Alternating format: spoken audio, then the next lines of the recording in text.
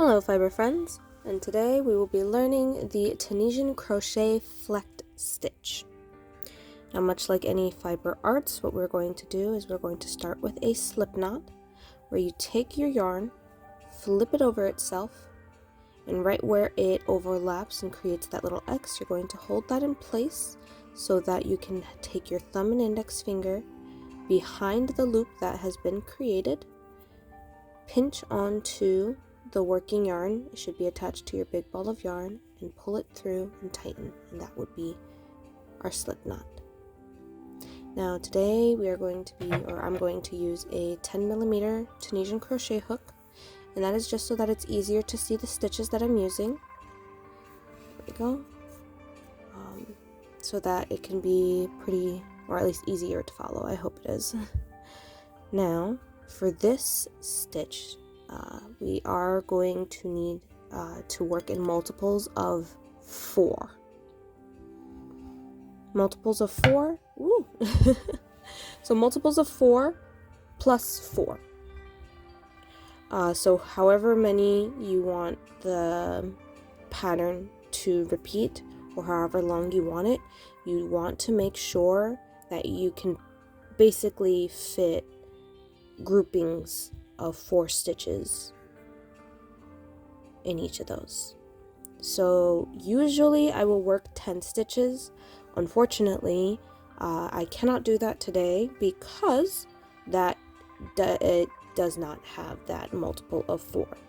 So what I'm going to do is I'm going to work 12 stitches, and if I can do math correctly, 4 can go into 12, I believe, 3 times. So 4, 8, 12. Yep, 3 times. Can you tell I'm not that great at math? So today we will be working 12 stitches instead of our usual 10. And what we're going to do now is we're going to do 12 chains. Make 12 chains. And the way you make a chain is you take your working yarn right here, the one attached to your big ball of yarn,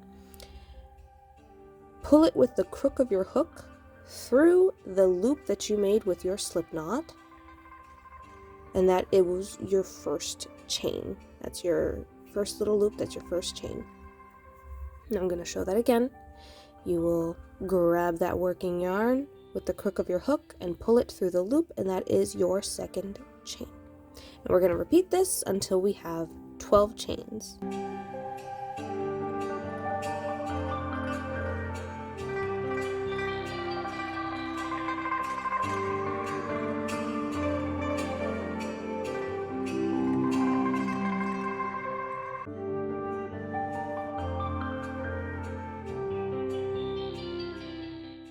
So these are our chains that we made. Now what we're going to do is we are going to flip this over onto its other side to expose all these little back bumps. And that is what we're going to work into. Now I like to work with the tip of my hook versus this little bit of my hook to work into those chains. It's just so much easier to work with the tip of your hook. What we're going to do is we're not going to work this first bump directly coming off of this loop on our hook. We're going to work into that second bump right after. And we're going to push the tip of our hook through that bump, push it all the way through, take your working yarn and yarn over, and with the crook of your hook, you can pull it through that little bump there. I'm going to show that again with the next bump over. So right in the next bump, with the tip of our hook, insert into that bump, right there, push it through, yarn over, and then pull it through that little loop. We're going to repeat that all the way down to the end.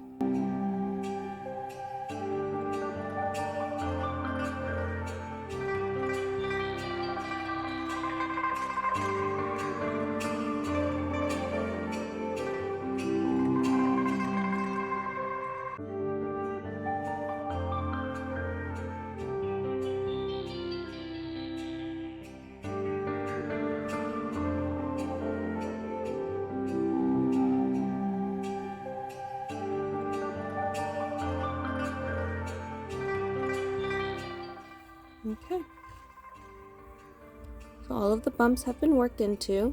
This is a crucial point where you should count all of the loops that are on your hook and make sure that you have the same amount of loops as stitches that you want to make. Now I want to have 12 stitches, so there should be 12 loops on my hook. That's 1, 2, 3, 4, 5, 6, 7, 8, 9, 10, 11, 12. Great. I have 12 loops on my hook, and that will equate to 12 stitches once we start working. Now, what we're going to do is what we consider our back pass, which will be kind of repeated throughout the whole entire process of this pattern. The back pass will always remain the same. So what we're going to do is we're going to take our working yarn with the crook of our hook, pull it through one loop. Okay. Then we're going to grab that yarn with the crook of our hook again, the working yarn, pull it through 2 loops right after, and then we're going to continue pulling through 2 loops at a time until you only have 1 loop. Actually, no, we're going to continue pulling through 2 loops at a time until the end.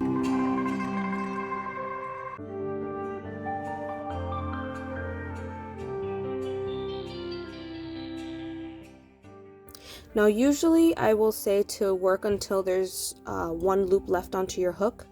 I am going to do something that is completely optional.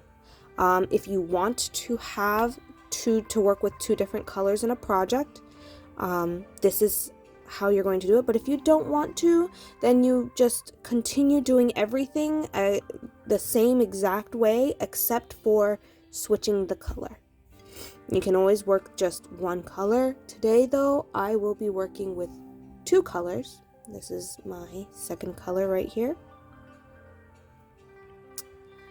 Now for switching colors, you are going to leave a very good tail, but you always wait until you have only 2 loops left on your hook, and you, instead of pulling the working yarn of the color you were working in, you take your secondary color and you pull it through those last 2 loops.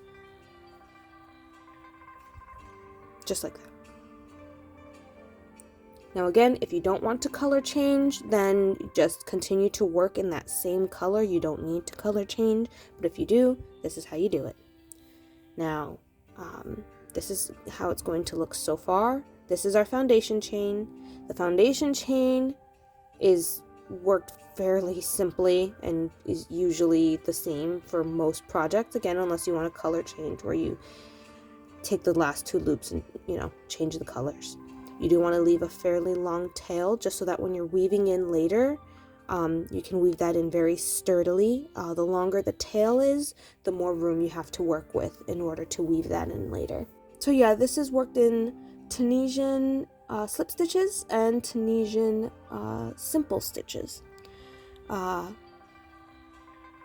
we're going to do, because again this is worked in multiples of 4, for every or most Tunisian crochet, this first loop right here does count as our first stitch, and so what we're going to do is we're going to skip that first loop because this loop is our first stitch, and we're going to go into our next stitch. We're going to work a Tunisian simple stitch into that stitch. This loop right here, right next to it. Now the bar that's closest to us, we're going to insert our hook into that bar, yarn over, and pull through that loop. And that will be your first Tunisian simple stitch. The next stitch will be our Tunisian crochet slip stitch. And basically what you're going to be doing is you will find that next loop right there, insert your hook into that loop, and just keep going. You don't pull through, you don't do anything, you just leave that loop onto your hook. Just leave it on there. You just move on to the next stitch, because right after that slip stitch, we're going to work 3 Tunisian crochet simple stitches, 2 simple stitches. So that next loop right there, we're going to insert our hook in the bar closest to us, yarn over, pull through, again in the bar closest to us, insert, yarn over, pull through, the bar closest to us, yarn over, pull through, and that is 3 simple stitches. So that's 1, 2, 3. It is pretty easy to keep track of if you have a different color, just because it's the, oh, well, the 3 in a different color and the green slip stitch. The green one will be our slip stitch. So if you have a different color, then it's easier to keep track of. If you do not have a different color, then just make sure that it's 1, 2, 3, and then the extra long one is the slip stitch. But you're only going to be working 3 simple stitches right after that slip stitch. So right after that 3 simple stitches, you're going to work another slip stitch. Basically in the bar closest to us, insert your hook. You don't pull through any yarn. You're just going to add another 3 simple stitches. So in the bar closest, 1, 2, 3.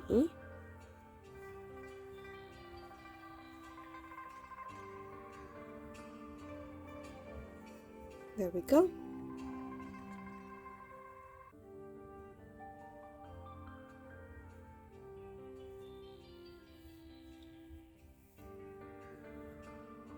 Then another slip stitch.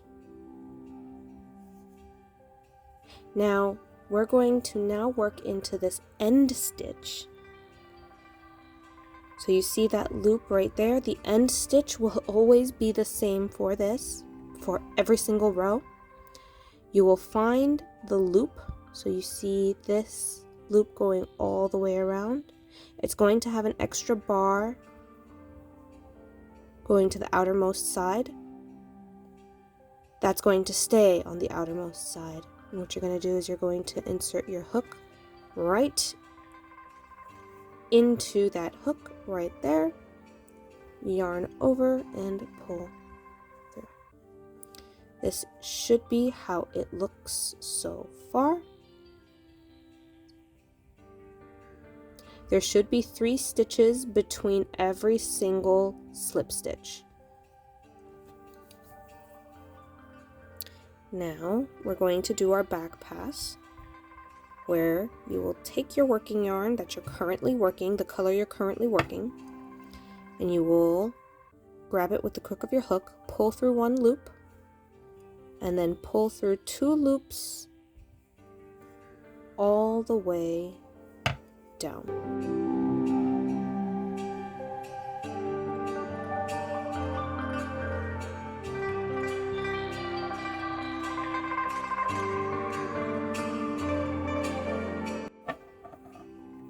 Okay. So for those of you who are working in switching colors, this is where you will switch your color. If you are not working with switched colors, then you can completely disregard this and then work through until you have that 1 loop on your hook. But if you are switching colors, you take your first color, because we did not cut that off, bring it up right here, and you're going to pull that yarn through the last 2 loops. And that is how you switch your color. Now, for our next row, again, much like usual, we will skip our first loop that's here, just because this first loop on our hook counts as our first stitch.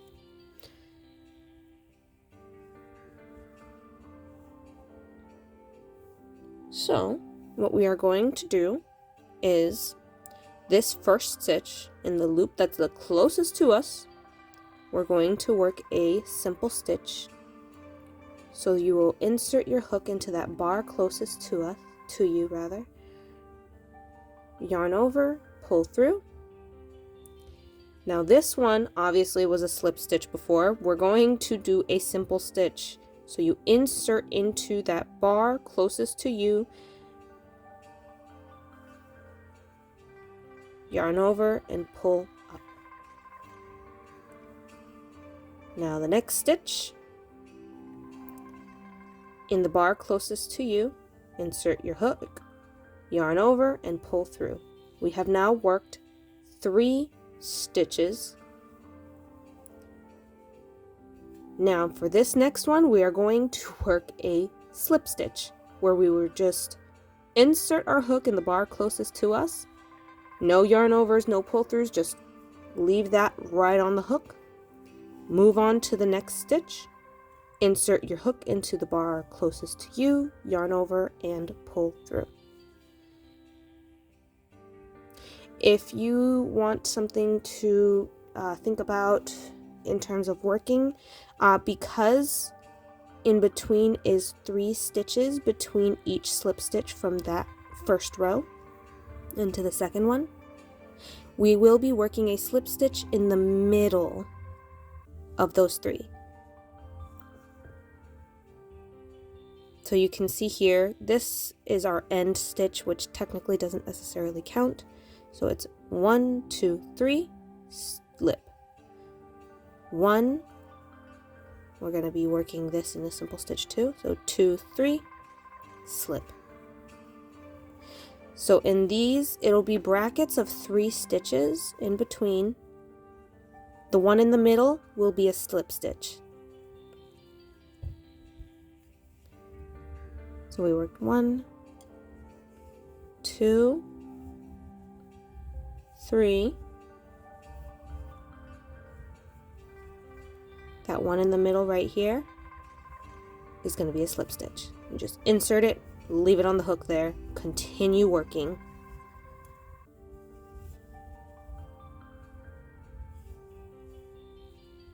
Okay. Now on our end stitch, it's going to be the same for every single row. You will find that loop, and you can see it right here, and that extra yarn bar at the end. You're going to work in the middle of that loop, insert all the way through, yarn over, and pull through. This is how it looks so far. And we're going to pull our yarn through 1 loop, and then pull it through 2 loops at a time, all the way until the end.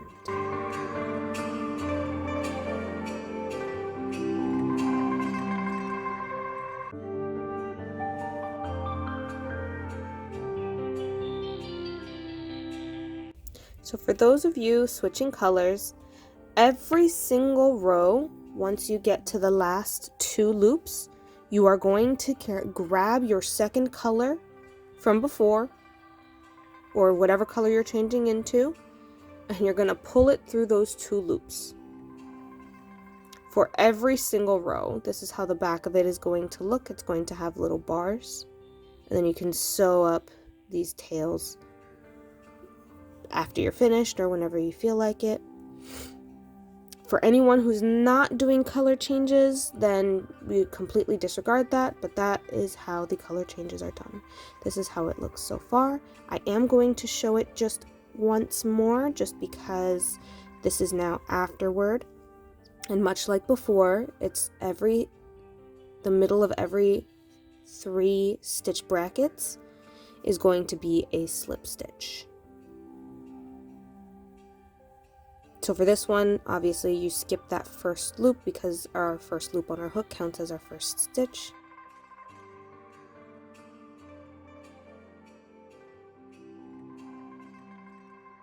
So working our simple stitch for that one, this is the middle one, so this will be our slip stitch, and then 3 simple stitches.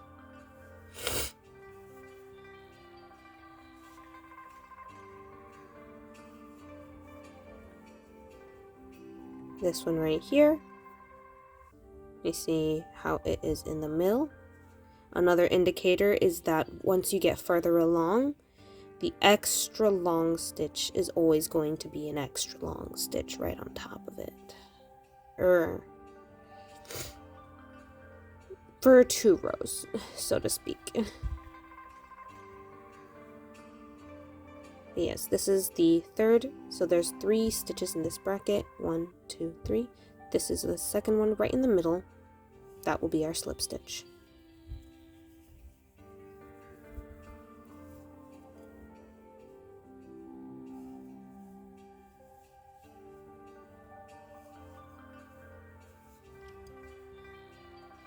Okay, and then our end stitch, which is worked just like usual, you insert it into that loop with 2 of the bars on the outermost side.